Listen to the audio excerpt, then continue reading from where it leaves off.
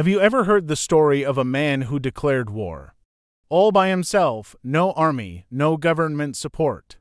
No soldiers to follow him, just one man, a rifle, a mission, and an impossible dream. This isn't fiction. This isn't a forgotten Hollywood movie script. This is a real moment from history. The year was 1954. India had just gained independence a few years earlier, and the echoes of freedom were still fresh in the air. The country was rebuilding itself, rediscovering its soul, and reclaiming its place on the world stage.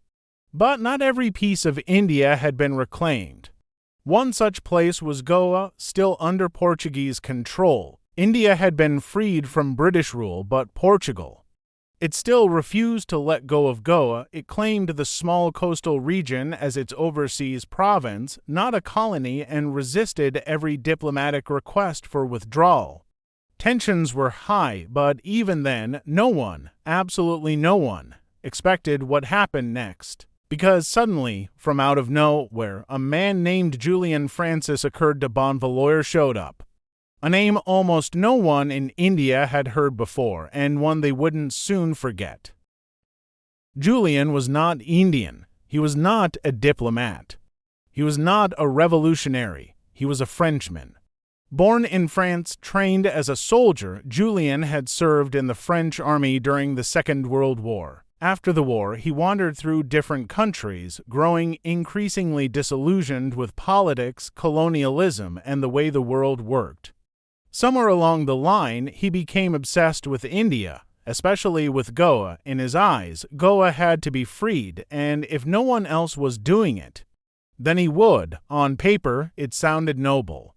A foreigner fighting for Indian independence, romantic, brave, idealistic, but Julien wasn't Mahatma Gandhi. And this wasn't a peaceful protest. By 1954, Julien had begun preparing for his so-called invasion. He wasn't bluffing, he meant it seriously. He drafted a full plan of action, complete with military tactics, psychological strategies, and press releases. He even wrote a declaration of war on Portugal, stating that he was going to free Goa by force. He purchased weapons, including a small rifle, and began contacting journalists to let them know something historic was coming. And then, with nothing but a bag, his gun, and a dream, Julien boarded a plane and flew to India. This wasn't a mission backed by France. This wasn't some underground rebel group. It was just Julien, alone. The Indian authorities at the time didn't see him as a threat because, honestly, no one would expect a lone Frenchman to show up and try to start a war. But that's exactly what he tried to do.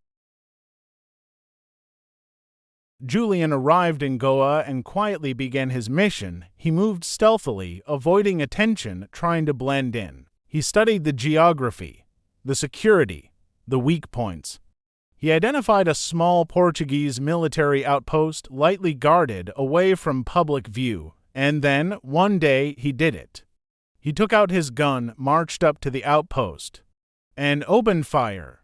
One man, shooting at a military base, all alone.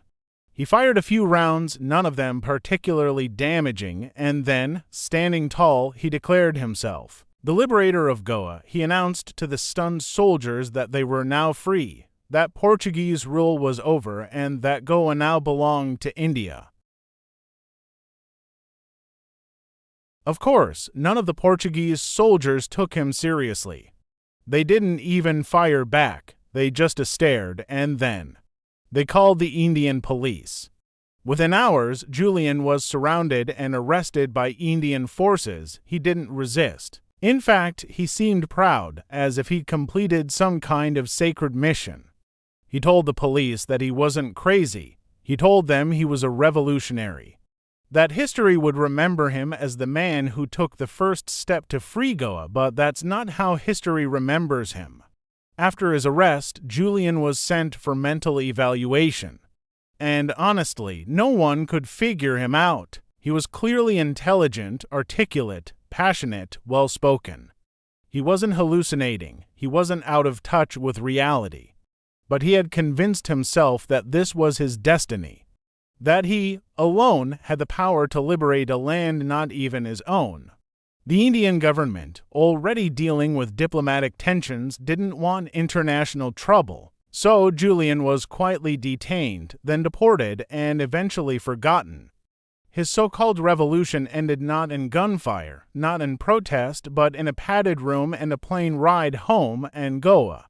It remained under Portuguese rule until 1961, when the Indian military conducted Operation Vijay and formally annexed the region. That was the real liberation. A full-fledged operation involving thousands of soldiers, not just one man with a rifle and a manifesto. So, why tell Julien's story? Why remember a man who failed? Because history isn't just about kings, empires, and victories. It's about people, their dreams, their delusions, their strange, beautiful, tragic attempts to change the world. Julien's invasion didn't change history, but it reveals something about it. It shows how powerful ideas can be, even in the hands of one man. It shows how far obsession can push someone, and how thin the line is between a hero and a madman.